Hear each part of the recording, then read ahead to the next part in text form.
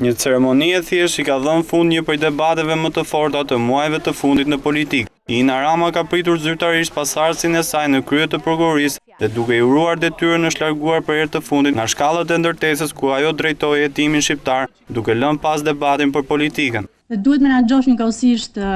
frymarrjen, emocionet, fjalët dhe mesazhet që duhet japësh. Pak nga pak unë fillova ta kontrolloj mirë këtë moment, çdo herë që ngjisja shkallët për të takuar me ju dhe për të përcjellë mesazhe, bëja gjithmonë kujdesin të ndalesha në hollin e katit të fundit për të stabilizuar frymarrjen time. Uroj që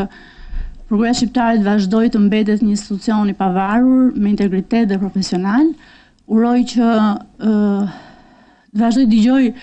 si thua, gjithmonë gjëra të mira dhe opinione pozitive për punën që do të bëjë Prokuroria Shqiptare. Duke u prezantuar me stafin e ri për të cilin shpesh nuk ka kryer kritikat, kryeprokurori i ri Adriatik Llalla garantoi mbështetjen për ata që në parimin e tyre në detyrë kanë ndershmërinë. Gjatë mandatit tim në drejtim të institucionit, prioritetet e mia do të jenë që të motivoj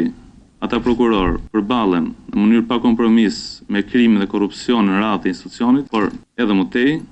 duke marrë vendime të drejta, të pashme, të pandikuara nga interesat të caktuara për fshidhe ato politike, siguroj se të jem garant i motivimit të atyre punojësve që do të punojnë me përkushtim në përmbushjen e detyrës. Pas rritit zyrtar, Rama e Llalla kanë qëndruar në zyrë për rreth 20 minuta në një bisedë informale, e ndërsa Ina Rama zbriste shkallët e fundit të ndërtesës, u shpreh se largohej e kënaqur nga kjo detyrë, të cilën e mbajti për më shumë se 4 vjet.